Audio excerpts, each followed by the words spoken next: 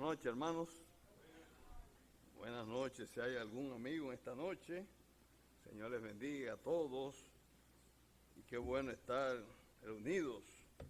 Hay una promesa incluida. Cuando dos o más están reunidos en su nombre, ¿qué pasa? Él dice, yo estoy en medio. O sea que podemos estar seguros de que el Señor está en medio nuestro si estamos reunidos en su nombre. Y creemos que sí, en esta noche estamos reunidos en su nombre. Vamos a Segunda de Tesalonicenses capítulo 2. Y vamos a orar para que el Señor tome el control de todo cuanto vamos a tratar en esta noche. Padre bueno que estás en los cielos, ante tu santa y divina presencia nuevamente venimos con corazones humillados, sabiendo de que nada somos y que todo depende de ti. Así que toma el control de nuestras mentes, de todo nuestro ser, para que podamos ser instrumentos fieles en tus manos. Danos la luz necesaria para escudriñar tu palabra y poder extraer de ella los grandes tesoros que hay escondidos, y así compartirlos, disfrutarlos y que a todos nos sea de provecho. Bendimos tu guía en toda dirección y te damos gracias en nombre de tu Hijo amado, nuestro Señor y Salvador Jesucristo. Amén.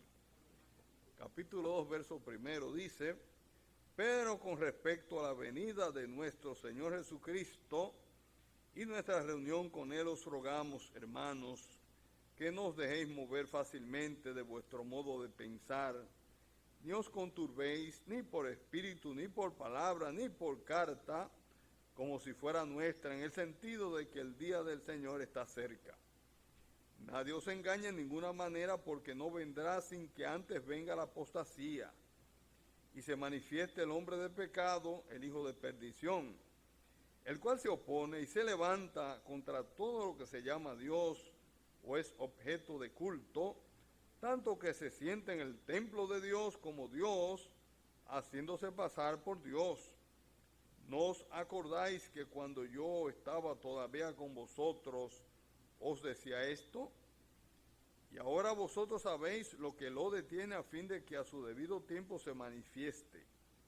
Porque ya está en acción el misterio de la iniquidad, solo que hay quien al presente lo detiene hasta que él a su vez sea quitado de en medio. Y entonces se manifestará aquel inicuo, a quien el Señor matará con el espíritu de su boca y destruirá con el resplandor de su venida. Inicuo cuyo advenimiento es por obra de Satanás, con gran poder y señales y prodigios mentirosos, y con todo engaño de iniquidad para los que se pierden, por cuanto no recibieron el amor de la verdad para ser salvos. Por esto Dios les envía un poder engañoso para que crean la mentira, a fin de que sean condenados todos los que no creyeron a la verdad, sino que se complacieron en la injusticia. Pero vosotros debemos dar siempre gracias a Dios respecto a vosotros, hermanos amados por el Señor, de que Dios os haya escogido desde el principio para salvación, mediante la santificación por el Espíritu y la fe en la verdad, a lo cual os llamó mediante nuestro Evangelio para alcanzar la gloria de nuestro Señor Jesucristo. Así que, hermanos, estad firmes y retened la doctrina que habéis aprendido, sea por palabra o por carta nuestra. Y el mismo Jesucristo, Señor nuestro y Dios, nuestro Padre, el cual nos amó y nos dio consolación eterna y buena esperanza por gracia, conforte nuestros corazones y os confirme en toda buena palabra y obra. Bien, ya hemos estado tratando este capítulo, nos parece un capítulo muy interesante. Habla acerca de el problema que se presentó, una gran conturbación a los hermanos en Tesalónica, cuando a alguien se le ocurrió enseñar y afirmar de que ellos estaban viviendo en el periodo de la gran tribulación en el día del Señor, que es un día de juicio. Recordemos siempre esto. Esa persecución que ellos estaban sufriendo, ellos le decían, bueno, lo que pasa es que ustedes ya están en el día del Señor. Y ya ellos conocían las implicaciones del día del Señor, día terrible, día tan grande que el Señor Jesucristo dijo que no había habido nunca antes ni lo habrá. Día de gran tribulación que, mi hermano, nosotros, y ya el apóstol Pablo había hablado con ellos sobre eso, la iglesia no pasará por ese periodo terrible, pero sí pasarán aquellos que han rechazado la verdad. Y le decíamos, hermanos, que si usted quiere a su familiar, dele para adelante con eso, no juegue con eso, predíquele a tiempo y fuera de tiempo, háblele acerca de la necesidad que tiene de dar ese paso de vital importancia, que reconociéndose un pecador, venir a Jesucristo y por la fe apropiarse de ese don que es la salvación gratuita que Él ofrece. Así que no perdamos tiempo en esto. Día terrible se avecina para la raza humana, pero qué bueno es saber que la iglesia no pasará por ella. Entonces, describe acerca de por qué razón el apóstol dice que la iglesia no va a pasar por ese periodo, porque necesario es que primero, y ya hablamos de ello, venga la apostasía. Habrá una rebelión en contra de lo que es Dios y su sistema. El sistema cristiano recibirá en ese momento, en ese tiempo, una oposición terrible. Y tenemos la aparición de aquel inicuo, que tiene muchos nombres en la Biblia y que conocemos quizás más como el anticristo. El anticristo, y la palabra anti es interesante porque no solamente significa que está contra Cristo, sino que también quiere ocupar su lugar. Fíjense que dice que se sienta en el templo de Dios como Dios, haciéndose pasar por Dios. O sea, hay en él una megalomanía. Pasaba como ocurrió con el pecado de Satanás, que llegó a un momento dado en que él quiso ser igual a Dios. Y ahí fue la entrada del pecado en la creación. Quiso ser igual a Dios, pero ¿qué pasa? Que eso está en el corazón de nosotros. Cuando Satanás tienta a Eva, le dice, con que Dios os ha dicho que no comáis de todo árbol del huerto. ¿Y qué le respondió ella? De todo árbol del huerto podemos comer, pero del árbol de la ciencia del bien y del mal, dijo Dios que no debían comer ni le toquéis. Naturalmente Dios no le había dicho que no lo tocaran, sino que no comieran del fruto. Pero Satanás, una vez que se da cuenta que la respuesta no es apropiada, porque ella no había retenido la palabra exacta de Dios, eso se llama la rema. Cuando el Señor Jesucristo fue tentado, Él le citaba la palabra, pero exacta, y Satanás cambiaba su estrategia, porque esa palabra de Dios es como una espada de dos filos, y Satanás sabe que no hay cómo enfrentarla, pero hay que conocerla para poder entonces usarla con eficacia. Pero Eva no la conocía en toda su extensión. Satanás se dio cuenta de ello y riposta y le dice, Dios sabe que el día que comáis de ella seréis como Dios, conociendo el bien y el mal. Y ahí está la raíz del pecado. El hombre cree que Él es Dios, y usted le predica y dice, yo no creo que Dios sea tan malo para mandar a uno al infierno, pero eso es lo que Él dice. Lo que le interesa es qué Dios dice. Pero no solamente eso se limita al hombre de afuera, el hombre sin Dios, sino que lo vemos con mucha frecuencia entre los hermanos. Mi hija, no te cases con ese inconverso, porque está escrito que no haga yugo desigual con los infieles. No, a él le gusta el evangelio, qué cosa, ¿eh? Y ya usted sabe la consecuencia de todo ello. Hermano, no te vayas y te quedes allá afuera, que tú no tienes residencia. El Señor sabe las dificultades.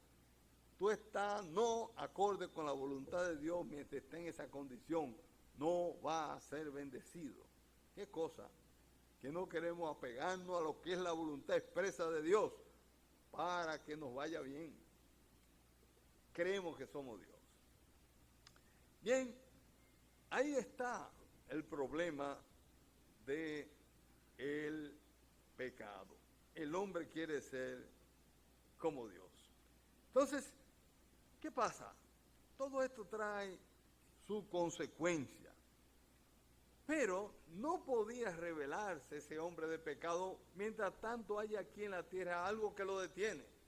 Y ya hemos dicho, y usted debe tenerlo bien pendiente, que lo que lo detiene, que lo que hace que ese hombre de pecado, ese anticristo, no se manifieste hoy, es porque la iglesia y el Espíritu Santo está aquí en la tierra. Fíjense si la iglesia es un organismo importante. La gente piensa que ser importante es pertenecer al partido. Yo tengo mi carnet, estoy inscrito. Oiga, yo tengo mi residencia, ten cuidado. Esas son cositas de menorcita importancia. No importante, mi hermano, y téngalo muy pendiente usted y dele el valor debido. Está tu nombre, mi hermano, escrito en el libro de la vida. Está tu nombre escrito, tú estás seguro, hermano. Es mejor uno ponerse un día y decir, caramba, yo estoy. Y hasta arrepentirse, porque es mejor. No es pecado arrepentirse 2 o 3 veces más. Ahora, los pecados es que usted crea y esté equivocado y no esté tu nombre escrito. Decía el gran predicador Spurgeon que cuando esté en el cielo él cree que va a tener 3 grandes sorpresas en el cielo. 1, gente que él creía que no iban a estar en el cielo estaban. Y otros que él creía que iban a estar, no estaban. Y decía que la sorpresa mayor era que él estuviera. Así que, hermano, preocúpese porque su nombre esté escrito en el libro de la vida, que eso es lo verdaderamente importante. Entonces, no va a manifestarse ese hombre de pecado mientras tanto la iglesia esté aquí en la tierra. Bien, todo esto es importante, pero estamos ya vimos todas estas cosas y vamos a los versículos 13 hasta el 17, porque son los versículos donde se nos va a decir a nosotros ya, el apóstol Pablo le va a decir a los hermanos en Tesalónica que mientras tanto, en vista de que la iglesia, ellos no van a pasar por el día del Señor, mientras tanto, ¿qué nos corresponde hacer? Usted y yo, pertenecientes a la iglesia, sabemos que no vamos a pasar por ese periodo terrible del día del Señor. Mientras tanto, entonces, ¿cuál debe ser nuestra conducta, nuestra actitud? Versículo 13.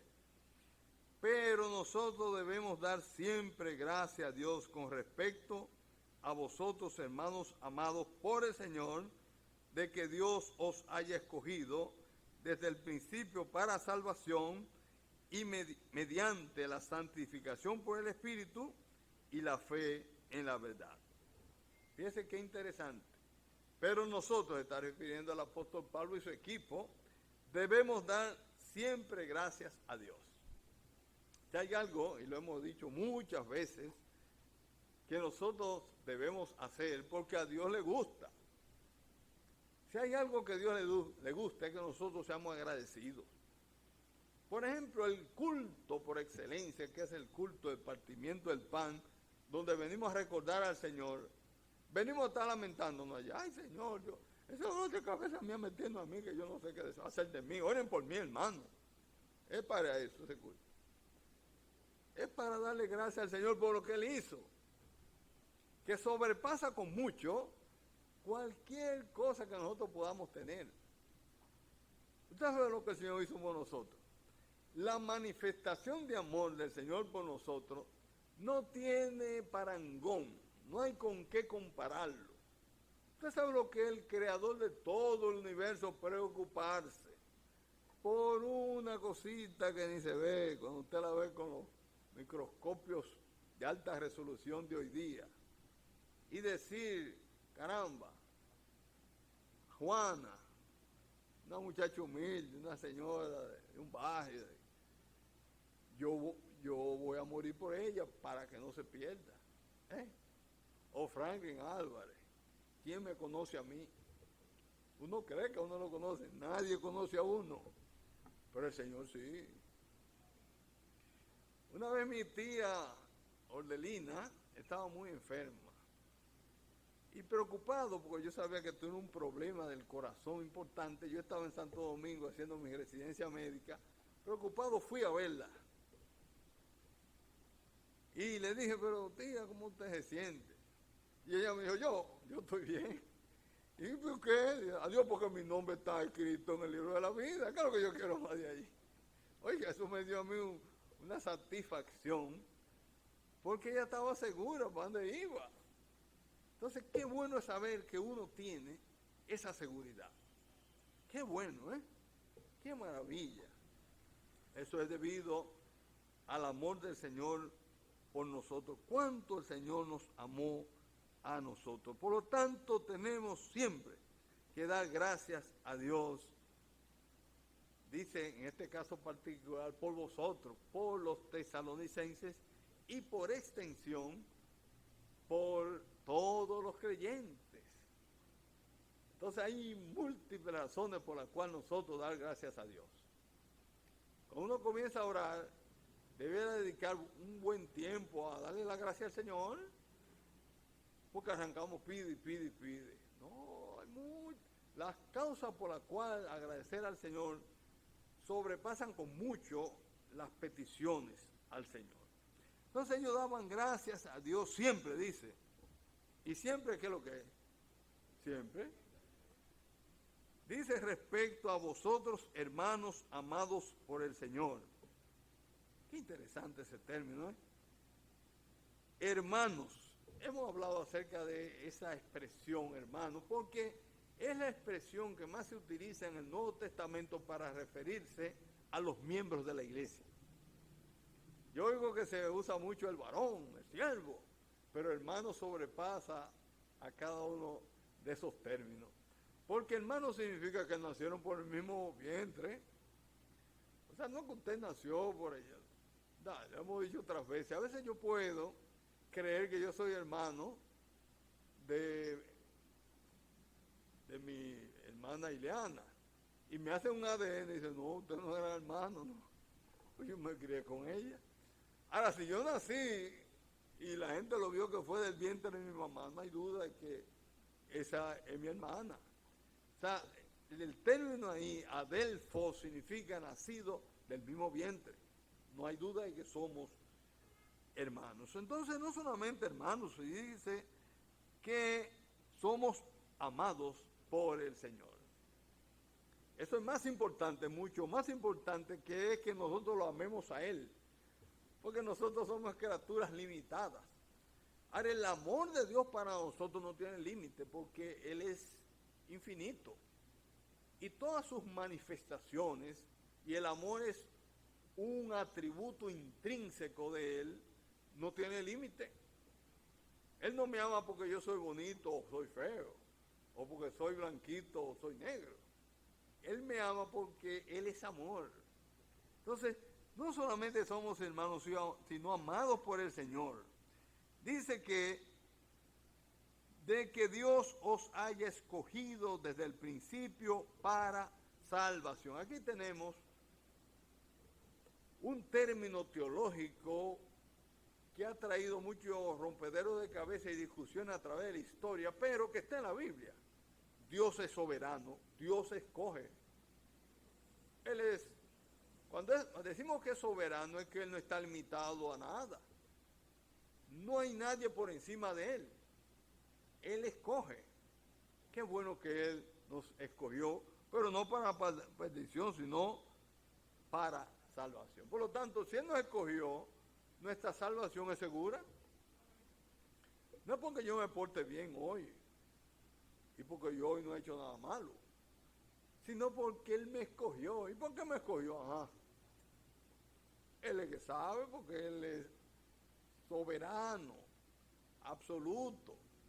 Y dijo, Frankie, ven muchacho, ven para acá. Eso se llama entonces la soberanía divina. Pero ahí mismo dice, mediante la santificación por el Espíritu y la fe en la verdad. Aquí vemos, cuando dice la fe en la verdad, la responsabilidad humana. Entonces, nosotros tenemos la responsabilidad de acudir a esa invitación de Él. Él llama a todos los hombres, Él quiere que todos los hombres procedan al arrepentimiento. Muchos son los llamados y pocos los escogidos. Aquí podemos contar cuánto hay. No se ponga triste, decía, no, yo no voy ahí porque ahí es lo que va entre gente. No, venga contento, porque usted es parte de esos pocos que he escogido.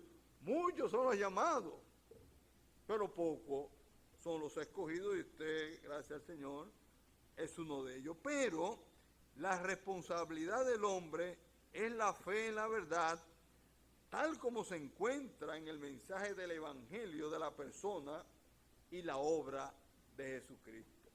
Nosotros tenemos que acceder, acudir a la invitación. El versículo más conocido de toda la Biblia, y para muchos más significativo, y ya se habla de que es el Evangelio en miniatura, dice, porque de tal manera amó Dios al mundo. ¿Qué hizo? Que ha dado a su Hijo unigénito. ¿Para qué? Para que todo aquel que en Él cree. La palabra creer ahí está en voz activa. O sea, soy yo que tengo que creer. ¿Qué pasa? No se pierda, más tenga vida eterna. Ahí tenemos entonces lo que es la responsabilidad humana. Y vemos que eso se repite en estas dos cartas. Por ejemplo, en 1 Tesalonicenses capítulo 1, versículo 3, dice el apóstol allí, acordándoos sin cesar delante de Dios y Padre nuestro de la obra de vuestra fe. O sea, la fe era de ellos, de vuestra fe, del trabajo de vuestro amor y de vuestra constancia en la esperanza de nuestro Señor Jesucristo. Vemos entonces cómo se repite esa responsabilidad humana. En el capítulo 2, versículo 13 también, de primera a los tesalonicenses, dice allí en el versículo 13, por lo cual también nosotros, sin cesar, damos gracias a Dios de que cuando recibisteis la palabra de Dios, o sea, ustedes la recibieron, no se lo obligó, ustedes la recibieron. Recibiste la palabra de Dios, que oíste de nosotros, la recibisteis, no como palabra de hombres, sino según es en verdad la palabra de Dios, la cual actúa en vosotros los creyentes. Ustedes la recibieron. Es un acto que es de la voluntad de nosotros los hombres. Warren Wiersbe decía, es peligroso involucrarse en especulaciones ociosas acerca de la soberanía divina y la responsabilidad humana. Ambos se enseñan en la Biblia. Sabemos que la salvación es de Jehová, Jonás 2:9, y que los pecadores perdidos nunca podrán salvarse a sí mismos. Debemos admitir que hay misterios para nuestra salvación, pero podemos regocijarnos de que hay certezas en las que podemos descansar. No debemos usar la doctrina de la elección para dividir a la iglesia o perturbar a los débiles, sino para glorificar al Señor. Versículo 14 dice, a lo cual os llamó mediante nuestro evangelio para alcanzar la gloria de nuestro Señor Jesucristo. Aquí se presenta el llamado. Mediante la proclamación de las buenas nuevas, en el versículo anterior tenemos el hecho de que fueron escogidos, dice, desde el principio del mundo. Evidentemente, está claro. No somos salvados por elección, sino por la fe en Jesucristo mediante la predicación del Evangelio. Porque la fe viene por el oír, por la palabra de Dios. Es necesario que la persona oiga la palabra de Dios. Y la palabra de Dios genera fe. Tanto en el inconverso como también en nosotros. Por eso la palabra de Dios tiene que ser predicada. Cuando alguien se para en el púlpito, fíjense que no venimos a hacer la historia y hablarle a usted que llegó la enfermedad de, ¿cómo se llama esto? Que está ahí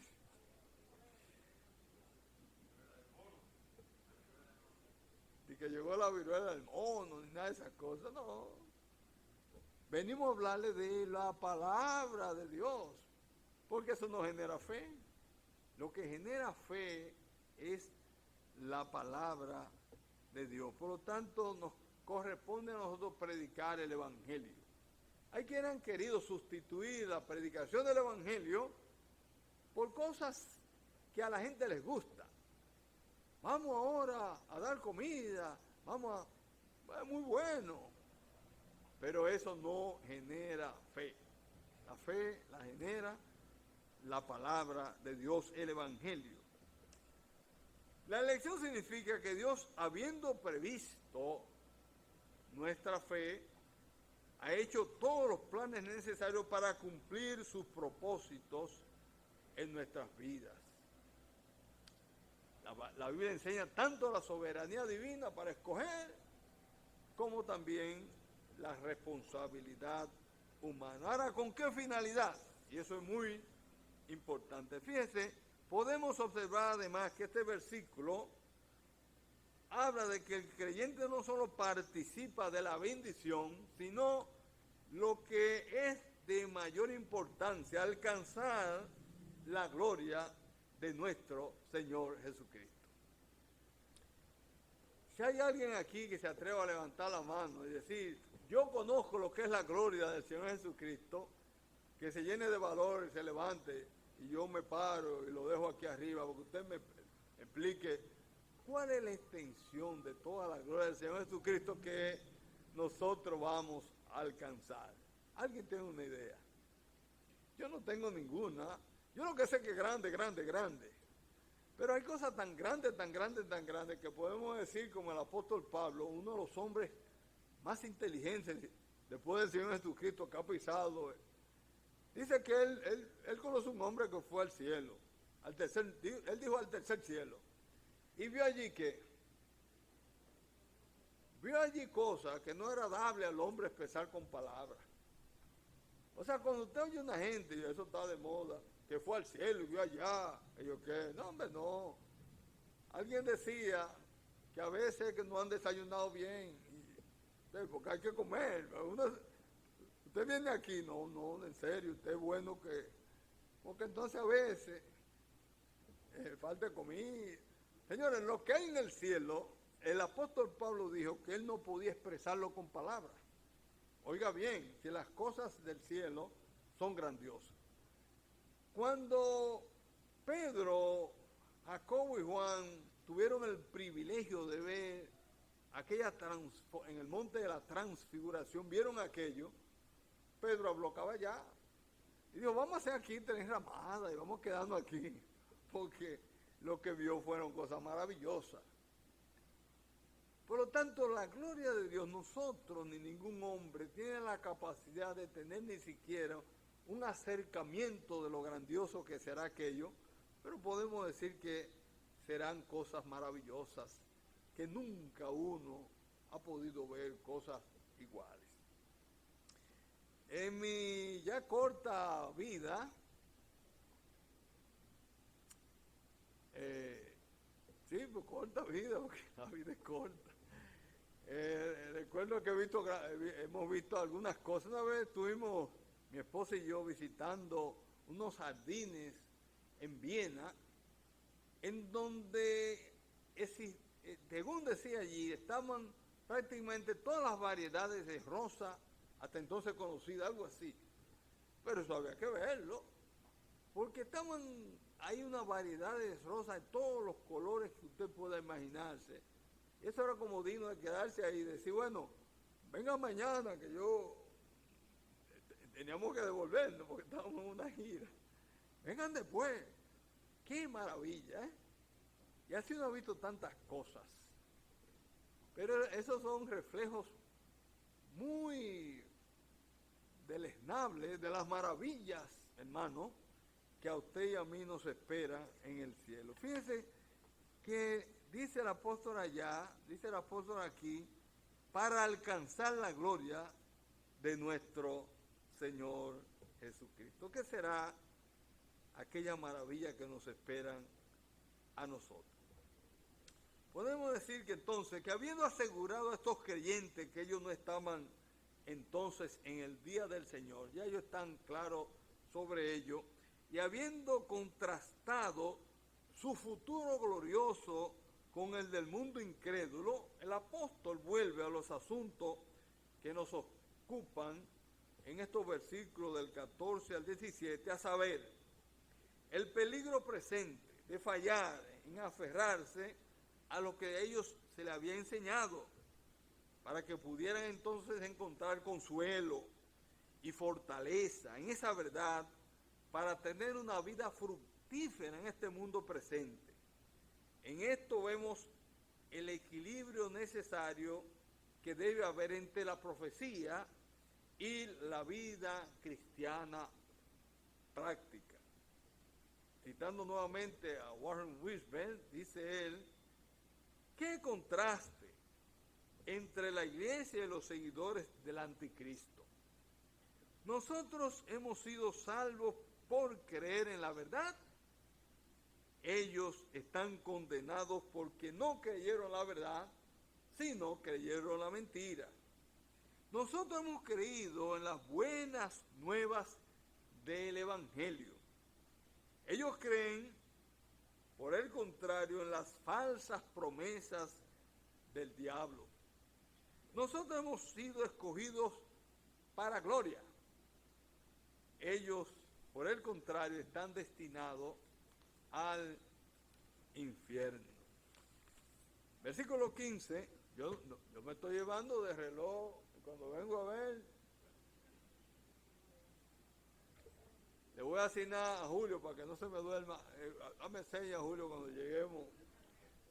Versículo 15, así que, hermanos, estad firmes y retened la doctrina que habéis aprendido, sea por palabra o por carta nuestra. Aquí tenemos una deducción práctica que el apóstol Pablo quiere que estos hermanos lleven a cabo. Pablo ahora pasa a la responsabilidad práctica que surge de todo lo que se ha dicho en los versículos, desde el versículo 1 hasta el 14. Ellos están llamados, uno, a mantenerse firme por la gloriosa liberación que le esperaba con la venida del Señor. Versículo 1 del capítulo 2. Pero con respecto a la venida de nuestro Señor Jesucristo y nuestra reunión con Él, os rogamos, hermanos, con respecto a la venida de nuestro Señor Jesucristo, esto da firmeza. Cuando la iglesia, y se ha estudiado eso a través de toda la historia de la iglesia, cuando a la iglesia se le enseña y la iglesia está a la expectativa de la venida del Señor, hay un avivamiento. ¿Usted sabe por qué la iglesia hoy está en la situación en la cual está? Porque le está pasando como aquellos obreros que dijeron, el Señor se tarda en venir. ¿Y qué pasó? Comenzaron a pelear unos con otros. Pero cuando la iglesia tiene la expectativa de que el Señor viene, hay un avivamiento, hay un mayor interés por las cosas del Señor, porque es una realidad de que el Señor puede venir en cualquier momento. Y la pregunta ahí, ¿cómo está usted, hermano? Como decía nuestro querido hermano Felipito, ya ido con el Señor, ¿y cómo estoy yo él decía siempre esa pregunta, ¿y cómo estoy yo contigo? Sí, porque a veces uno cree que está bien, pero hay que autoexaminarse y ver si hay que arreglar cosas, y siempre es bueno arreglar cosas que uno no anda, es necesaria de ser arreglada. Por lo tanto, la expectativa de la venida del Señor genera avivamiento entre los hermanos. En segundo lugar, por la falsa enseñanza que los había perturbado. La enseñanza que le había perturbado está en los versículos 2 y 3, cuando se le comenzó a decir a ellos que ellos estaban ya en el día del Señor. Y eso le trajo a ellos gran perturbación. Porque el día del Señor, como hemos estado diciendo, es un día de juicio tremendo. Y eso le trajo angustia a los hermanos. Y Pablo le dice, no, ustedes no van a pasar por eso, dejen tranquilo. El Señor le va a librar a ustedes de ese día de juicio. Por lo tanto, tranquilo. Y en tercer lugar, por la obra de error de Satanás y el trágico futuro de aquellos que no habían creído en la verdad, que está en los versículos 9 y 10 que vamos a leer. Dice, inicuo cuyo advenimiento es por obra de Satanás, con gran poder y señales y prodigios mentirosos. Y reiteramos, Satanás tiene capacidad de hacer prodigios. ¿Que están sanando allí? No, Satanás puede hacer cosas que usted va a decir, pero eso tiene que ser de Dios, obras sobrenaturales. Va a haber eso, no se lleve de eso. Entonces, versículo 10, y con todo engaño de iniquidad para los que se pierden, por cuanto no recibieron el amor de la verdad para ser salvos. Esos serán engañados. El engaño de la iniquidad lo tendrá a ellos con incapacidad para ellos amar la verdad y de esa manera ser salvos. Pero esa no era la situación de la iglesia. Así que esa palabra es interesante. Es una conjunción que se llama coordinante o inferencial. Habla acerca de todo cuanto se ha dicho arriba. En vista de todo esto, en vista del contexto anterior, ahora, hermanos, estad firmes. Aunque ellos no estaban en el día del Señor y nunca podrían estarlo porque no habían sido designados para ira, sino para alcanzar salvación, como lo vemos en 1 Tesalonicenses capítulo 1, 10. Bueno, vamos a verlo porque hay escuelas que siguen enseñando que la iglesia va a pasar por la tribulación. El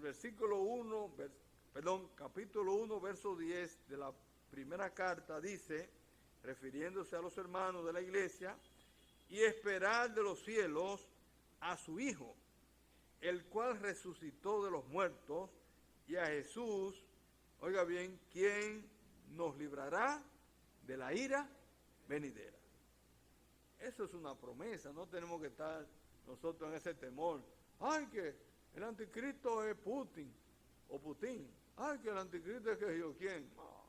No coja esa lucha, eso no es para la iglesia. También vemos que esto se reitera, no solamente ahí, sino en el capítulo 5, versículo 9 de la primera carta, dice allí, porque no nos ha puesto Dios para ira, sino para alcanzar salvación por medio de nuestro Señor Jesucristo. El Señor quiere, oiga bien, aquí entre nosotros, no hay nada aquí en la tierra que el Señor quiera más que a la iglesia. No hay nada aquí en la tierra que el Señor quiera más que a la iglesia. Y me gusta volver a reiterar lo que he dicho otras veces, Y es que muchas veces dicen, no, la familia está primero, la familia mía. No, el Señor quiere más la iglesia que tu familia. Lo digo otra vez. El Señor quiere más tu iglesia, hermano, que a la familia tuya. A esta iglesia local a la cual tú perteneces, el Señor la quiere más que a tu familia y que a la mía. El Señor dio su vida, no por mi familia, lo dio por la iglesia. Ama a tu iglesia, ama a tu iglesia local. ¿Tú estás dispuesto a dar lo que tú tienes por tu iglesia local? Piénsalo, mi hermano. Entonces, tenemos todo esto, pero nosotros tenemos que saber que en vista de que estamos aquí en este tiempo, y nosotros muy particularmente, en los últimos tiempos, y por lo tanto estamos en ese espíritu de la apostasía. Fíjense que nosotros que estamos en esta época en donde está el misterio de la iniquidad presente, quizá en su mejor momento, tenemos que conocer esa realidad. Por eso, vamos a ver en primera de Timoteo capítulo 4, versículo 1, que fue tema de nuestro aniversario. Dice allí el apóstol Pablo, pero el Espíritu dice claramente que en los postreros tiempos, y los postreros tiempos, hemos hablado acerca de ello, es el periodo correspondiente a la primera venida del Señor y su segunda venida, ese tramo. Y ese tramo, a medida que va avanzando, tendrá mayor intensidad. Entonces, en los últimos tiempos, dice, algunos apostatarán de la fe, escuchando espíritus y engañadores y a espíritus de demonios. Eso tendrá un mayor incremento a medida que va pasando el tiempo. También vemos ese misterio de iniquidad en 2 de Timoteo capítulo 3, versículo 1 en adelante, pero por razones de tiempo vamos a leer unos pocos versículos. Dice, también debes saber esto, que en los postreros días, usa la misma expresión, postreros días, vendrán tiempos peligrosos. Nosotros estamos viviendo, hermano, en esos tiempos peligrosos. Característica, versículo 2, porque habrá hombres amadores de sí mismos, avaros, vanagloriosos, soberbios, blasfemos, desobedientes a los padres, ingratos, impíos, y por ahí sigue. Pero algo que destaca, amadores de sí mismos, hombres que lo que le interesa es ellos. Yo lo que me interesa es lo mío. Y estamos viendo nosotros en esta época que esa es la realidad del hombre hoy. No, yo estoy preocupado por lo mío. El hombre ya no está dispuesto a sacrificarse, ni que por la sociedad. No. Dame lo mío. Eso estamos viendo nosotros muy frecuente en estos tiempos. Por lo tanto, los creyentes deben mantenerse firmes y aferrarse con fuerza a la verdad que Pablo y sus asociados les habían enseñado. Por eso aquí tenemos una serie de admonición sobre ello. Dice, estad firmes y retened la doctrina que habéis aprendido, sea por palabra o por carta nuestra. El tiempo se me fue,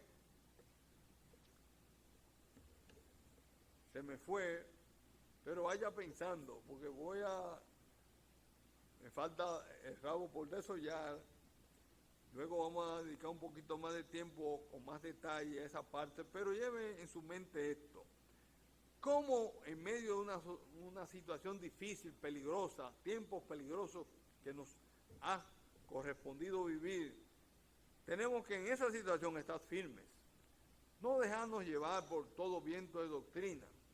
Y debemos, dice, retener la doctrina que habéis aprendido, sea por carta, por palabra o por carta, pero nuestra. No palabras que alguien decía que era de Pablo y cartas que se le atribuían a él que no eran reales. Tenemos que estar firmes en la doctrina, tenemos que conocerla y aferrarnos a ella. No te dejes mover por uno que dijo allí una cosa, y yo oí a fulano que dijo, y yo prendí una televisión, oí que un hermano bueno que predica, ay, este hermano predicó, y uno quedó. No. Si no está acorde con la palabra, el tal no le ha amanecido, no le haga caso. No se lleve de que dijo fulano, ni dijo perencejo. Pregunte dónde está en la palabra, haga como los de Berea. ¿Qué es lo que hacían los de Berea? Pablo estaba predicando y ellos veían si lo que Pablo decía estaba acorde con la palabra. Es la manera de no dejarse mover, aferrarse a la doctrina, para que entonces podamos estar firmes y no fluctuemos de aquí para allá por todo viento de doctrina. Vaya pensando, estos tiempos peligrosos necesitan, hermanos, que conozcan la doctrina y se afirmen en ella. Y hermano, no se debe mover, agárrese firme, retener lo que ya se le ha enseñado y ustedes se han convencido. Vamos a terminar con una oración. Padre bueno que estás en los cielos, gracias por la hermosa oportunidad que tú nos has concedido en esta noche de exponer tu palabra, rogando que no haya sido cosa mía, sino, Padre, que tu Santo Espíritu haya puesto palabras en mis labios.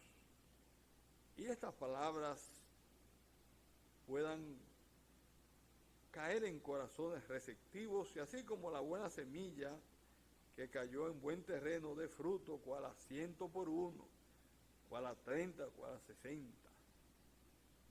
Bendícenos como iglesia, ayúdanos a ser fieles. Guárdanos, los tiempos son peligrosos y difíciles. Guíanos y ayúdanos a esperar la venida de tu Hijo amado, que no se tarda, sino que es más cercana hoy que cuando creímos. Bendícenos y guíanos en todo, todas estas cosas te las pedimos y te damos gracias por todo en el nombre de tu Hijo amado, nuestro Señor y Salvador Jesucristo. Amén.